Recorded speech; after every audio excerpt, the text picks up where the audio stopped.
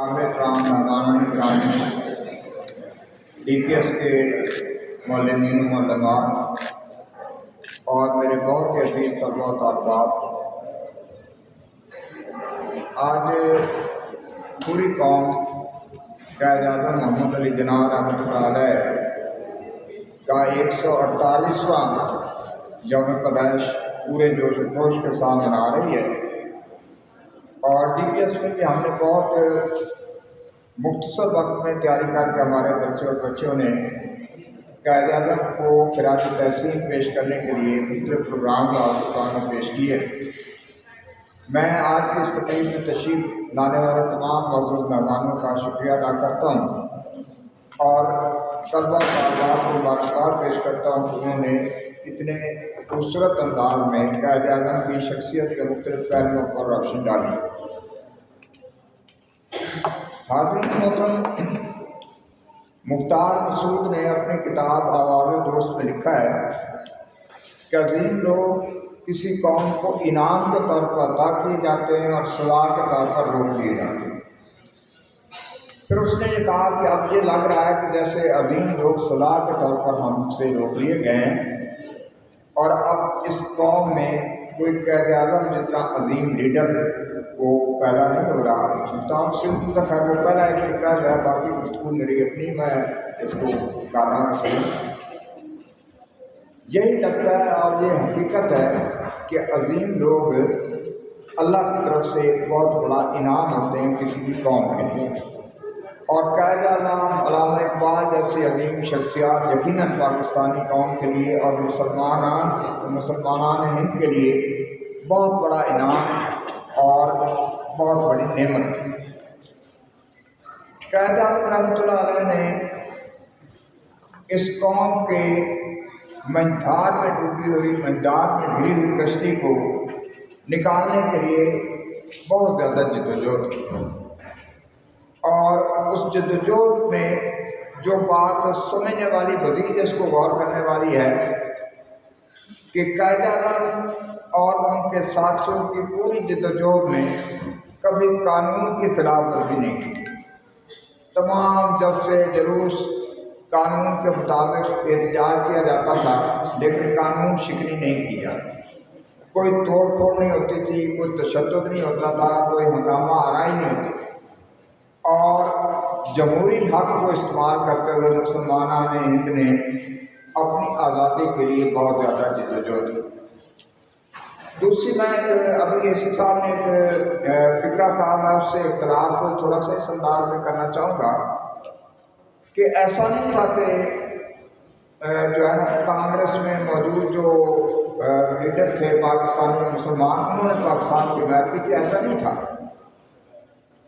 یہ ایک حقیقت ہے کہ ہمارے کچھ عنوان اور کچھ لیڈرز نے جو کانگریس میں تھے، انہوں نے پاکستان کی بھرپور مخالفت کی تھی، اور اس پر بہت ساری کتابیں جو ہیں موجود ہیں۔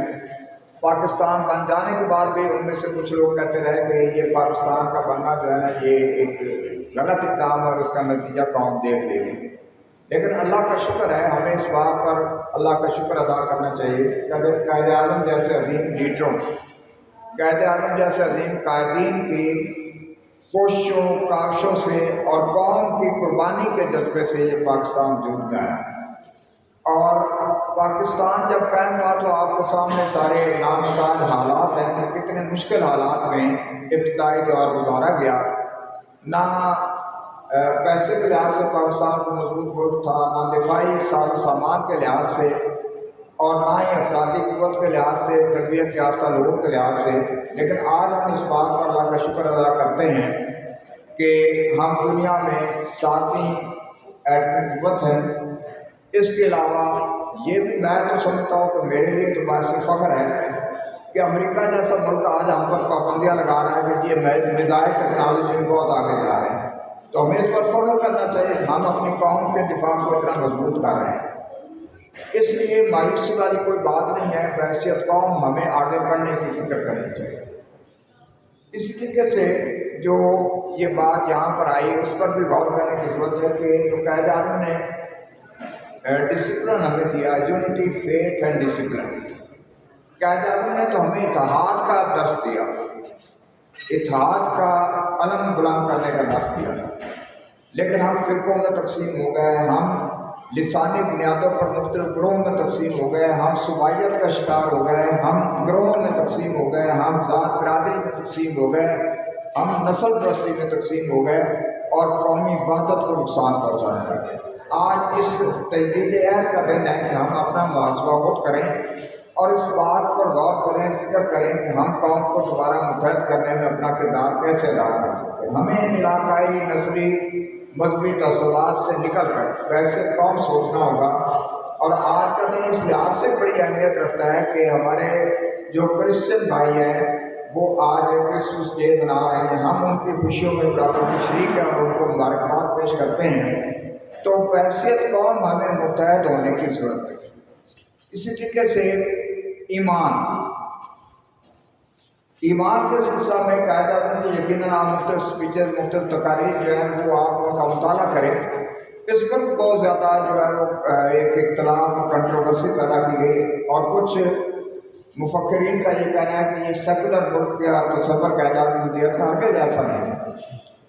قائد اعظم نے جو جس پاکستان کا تصور دیا تھا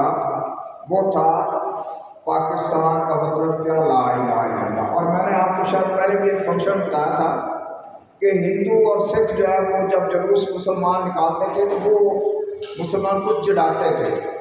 ایک دن سیالکوٹ میں یہ واقعہ پیش آیا، ایک اصغر صدائی شاعر تھا، بہت بڑا ادیب تھا، تو اس سے انہوں نے پوچھا کہ پاکستان کا مطلب کیا تھا، تو اس پر اس نے پھر ایک یہ جو ہے نا لکھا کہ پاکستان کا مطلب کیا، لا الہ الا اللہ، اور تبھی اس نے اس پر نظم لکھی ہے۔ تو پھر گلی کوچے میں یہ نعرہ جو ہے یہ ہر دل کی آواز بن گیا۔ تو پاکستان کلمہ لا الہ الا اللہ محمد رسول اللہ کی بنیاد پر وجود میں آیا تھا، اور صرف اسلام ہی اس قوم کو متحد رکھ سکتا ہے، صرف اسلام ہی اس قوم کی بقا کی ضمانت ہے، صرف اسلام ہی ہماری قومی سلامتی کی ضمانت ہے۔ اس لیے ہم سب کو اسلام کے اصولوں کے مطابق اپنی زندگیوں کو ڈھالنے کی ضرورت ہے۔ میں یہ بات آپ سے زیادہ اپنے آپ سے بھی کہہ رہا ہوں کہ میں بھی اپنی ذات کے حوالے سے غور و فکر کروں، آپ بھی اپنی ذات کے حوالے سے غور و فکر کریں کہ ہم اسلام کے اصولوں پر کتنے عمل کرتے ہیں۔ اگر نہیں کرتے تو ہمیں ان اصولوں کو اپنی زندگیوں میں اپنانا چاہیے۔ اسی طریقے سے ڈسپلن، نظم و ضبط کے حوالے سے قائد اعظم نے ہمیں نظم و ضبط کا تصور دیا تھا، لیکن ہم ہر مرحلے پر معذرت کے ساتھ ہم ہر مرحلے پر اس نظم و ضبط کو توڑنے کی کوشش کرتے ہیں، چاہے وہ ٹریفک کے قوانین ہوں، چاہے ہمارے رہن سہن کے معاملات ہوں، چاہے کسی بھی قانون کا معاملہ ہو۔ قائد اعظم نے کبھی قانون شکنی نہیں کی، لیکن ہم قانون شکنی کو اپنی ذات کے لیے باعث فخر سمجھتے ہیں۔ ہمیں آج اس بات کا پریاس کرنا ہے کہ ہم اپنی زندگیوں میں قانون کی پابندی کے عمل کو بڑھانے کی فکر کریں، کوشش کریں، اور قانون جو ہمارا ملکی اور قومی قانون ہے اس کی پاسداری کا عہد کریں۔ اسی طریقے سے میں ایک بات آپ کے سامنے اور رکھنا چاہتا ہوں کہ انسان قرآن مجید میں آیا نا کہ یا ایھا الذین آمنوا لما تقولون ما لا تفعلون کبر مقتا عند اللہ ان تقولوا ما لا تفعلون۔ کیا ایمان والو تم وہ بات کہتے ہو جو تم خود نہیں کرتے، اور اللہ کے نزدیک سب سخت ناپسندیدہ ہے وہ بات جو کہو لیکن خود اس پر عمل نہ کرو۔ قائد اعظم کی شخصیت کا ایک اہم پہلو یہ تھا کہ وہ زندگی میں بہت ایماندار شخصیت ہے۔ وہ مالی معاملات سے لے کر زندگی کے ہر ضابطے میں قانون کی پابندی کرتے تھے اور ایمانداری سے اپنا کام کرتے تھے۔ میرے دوست تھے کہ وہ اللہ ان کو ولی کرام کرے، ریٹائرڈ پروفیسر تھے، تو ان کے والد صاحب کو قائد اعظم کے باڈی گارڈوں میں رہے، ننکانہ صاحب ان کی رہائش تھی۔ تو ان کے والد صاحب نے وہ باقاعدہ کتاب میں حوالہ آیا، وہ کہتے ہیں کہ ننکانہ صاحب اس علاقے میں سے 7 روپے اکٹھے کر کے چندہ بھیجا گیا قائد اعظم کو، یہ قیام پاکستان سے پہلے کی بات ہے۔ تو کہتے اس 7 روپے کی رسید بھی قائد اعظم کے ہاتھ سے لکھی ہوئی رسید جو ہے وہ لوگوں کے پاس پہنچی۔ یہ تھا حساب، ایک ایک آنے کا حساب۔ اور کیبنٹ میٹنگ آپ نے تاریخ پڑھے، رئیس احمد جعفری کی کتابیں پڑھے، صفدر محمود کی کتابیں پڑھے، تو اس میں یہ لکھا ہوا ہے کہ جب کابینہ کا اجلاس ہوا تو قائد اعظم نے اپنے ADC سے پوچھا کہ اس میں یہ جو پیسے ہیں یہ کس لیے یہ آپ خرچہ کرنا چاہتے ہیں؟ تو اس نے کہا یہ چائے اور یہ لگاؤ. اس نے کہا نہیں کوئی ضرورت نہیں ہوگی یہ کابینہ کے اجلاس میں چائے اور لوازمات کی. آج ہم کروڑوں روپے اس پر خرچ کر دیتے ہیں کہ چائے اور اس قسم کے لوازمات. تو قائد اعظم اپنی ذاتی زندگی میں ایک ایماندار شخصیت ہے, ایک باصور شخصیت ہے, اور انہوں نے اپنی زندگی کو پاکستان کی خدمت کے لیے وقف کیا. پھر آپ اس بات کو بھی ایک اور واقعہ آپ کے سامنے ہوگا. تاریخ ہمیں یہ بھی بتاتے ہیں مورخین کہ وہ جو فیض احمد فیض نے کہا نا کہ کرم کر جبھی پہ سر کفن میرے قاتلوں کو گمان ہو کہ غرور عشق کا باغ پر پس مرگ ہم نے بلا دی. قائد اعظم TB کے مریض تھے اور انہوں نے اپنے ڈاکٹرز کو اور قریبی ایک دو لوگوں کو بڑی سختی سے روکا ہوتا, خاص طور پر ڈاکٹر کو, کہ یہ راز نہ کھلنے پایا کہ میں TB کا مریض ہوں.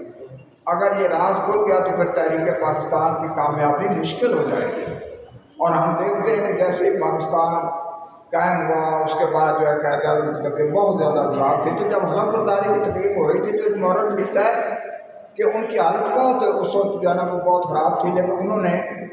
جب وہ کار میں نشست پر بیٹھے ہوئے تھے تو انہوں نے کہا کہ میرے یہاں تو ایک یا دو تکیہ گدیاں رکھ دی جائیں تاکہ میں سیدھا ہو کر بیٹھوں, کسی کو یہ گمان نہ ہو سکے کہ قائد اعظم بیمار ہے. تو یہ ہوتی ہے ایک لیڈر کی صلاحیت اور قابلیت کہ وہ اپنی ذات کو اپنی قوم کے لیے کس طرح قربان کرتا ہے. اور قائد اعظم نے اپنی زندگی کا ایک لمحہ پاکستان کے قیام کے لیے گزارا ہے. آخر میں یہی کہوں گا, وہ جو کہا گیا ہے قائد اعظم کے الفاظ تو نہیں ہیں لیکن ان کے دل کی عکاسی کی گئی ہے کہ ہم لائیں طوفان سے کشتی نکال کے اس ملک کو میرے بچوں رکھنا سنبھال کے. آج میری آپ کی ہم سب کی ذمہ داری ہے کہ قائد اعظم جیسے علامہ اقبال جیسے عظیم لوگوں نے جس کشتی کو طوفان سے نکال کر ہمیں کامیابی دلائی, ہم اس ملک کو سنبھال کر رکھیں, اس ملک کی حفاظت کریں, اس ملک کے لیے اپنی صلاحیت صرف کر دیں اور اس ملک کو ترقی دینے کے لیے اس ملک کو اقوام عالم میں بلند مقام دلانے میں اپنا کردار ادا کریں. باخر دعوانا الحمدللہ رب العالمین.